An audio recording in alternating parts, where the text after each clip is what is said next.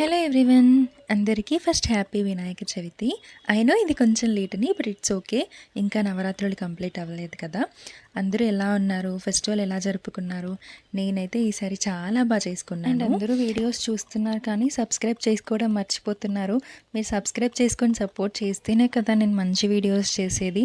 So please subscribe చేసేసుకోండి. ఈ వినాయక చవితి నాకు కొంచెం స్పెషల్, ఎందుకంటే ఇది నా పెళ్ళి తర్వాత ఫస్ట్ వినాయక చవితి. మా మమ్మీ వాళ్ళకి విగ్రహం ఆనవాయితీ లేదు.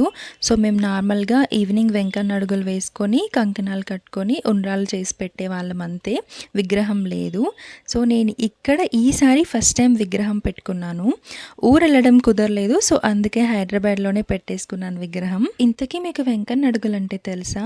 అంటే వినాయకుడు మన ఇంట్లోకి వచ్చినట్టుగా ఆయన పాదాలను వేసుకున్నట్టు ఒక లైన్ సున్నం, ఇంకో లైన్ జారుతో ఇలా రౌండ్గా వేస్తాము. వాటిని వెంకన్న అడుగులు అంటే. వినాయకుడిని పెట్టుకోవడం వల్ల ఇల్లు అయితే టెంపుల్ లైక్ ఫీలింగ్ వచ్చింది పండగ రోజు. నాకు ఎంత పాజిటివ్ వైబ్స్, అసలు చాలా హ్యాపీ అనిపించింది ఆ రోజు. పండుగ రోజు ఎందుకో మాకు ఎక్కలేని ఎనర్జీ వచ్చేసింది. మార్నింగే లేసి ఇల్లు క్లీన్ చేసుకొని ముగ్గులు పెట్టి బంతిపూలు కట్టి తోరణాలు కట్టి అవన్నీ చేసుకున్నాము. తర్వాత ప్రసాదాలు ప్రిపేర్ చేసి నెక్స్ట్ పూజ సామాన్ అంతా క్లీన్ చేసి బొట్లు పెట్టి రెడీగా పెట్టుకున్నాను.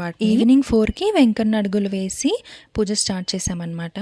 ఫస్ట్ పసుపుతో అలికేసి ముగ్గు వేసుకున్నాను, అష్టదళ పద్మం ముగ్గు.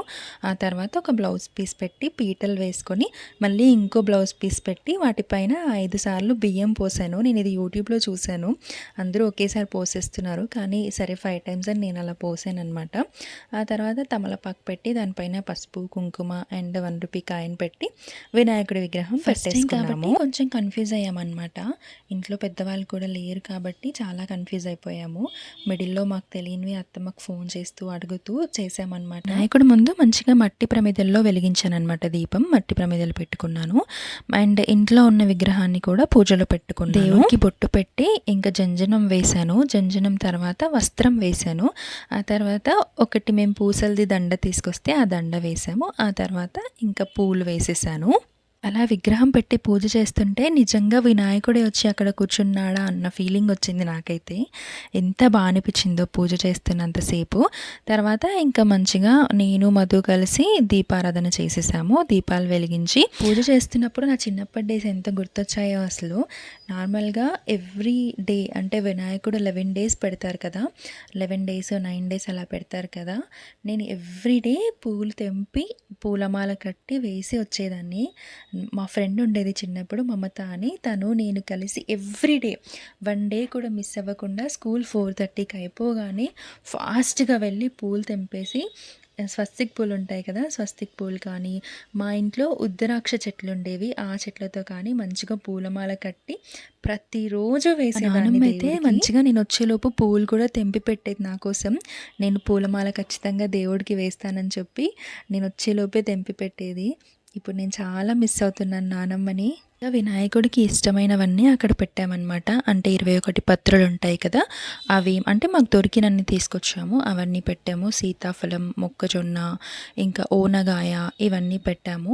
మా ఊర్లో అయితే అన్నీ బయట దొరుకుతాయి ఈజీగా, బట్ ఇక్కడ ప్రతిదీ కొనుక్కోవడమే. నేను మా డాడీకి గరకని 20 రూపీస్ పెట్టి కొనుక్కొచ్చాను పెట్టడానికి, అంటే ఎంతసేపు నవ్వాడో అసలు. ఇంకా లాస్ట్కి కామాక్షి దీపంలో ఆవు నెయ్యి వేసి కూడా వెలిగించుకున్నాను.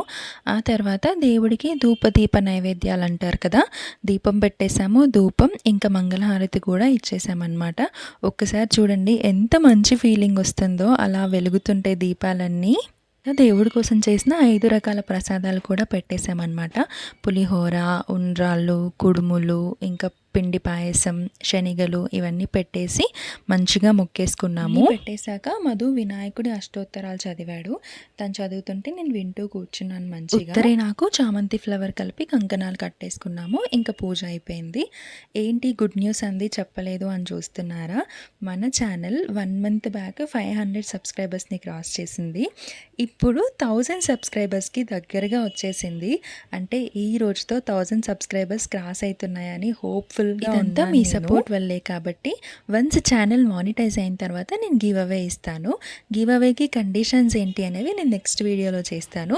సో ఏ అప్డేట్ మిస్ అవ్వకుండా ఛానల్ని సబ్స్క్రైబ్ చేసుకుని వీడియోస్ అన్నీ చూస్తూ ఉండండి. నెక్స్ట్ వీడియోతో మళ్ళీ కలుద్దాం. Thanks for watching. Bye bye.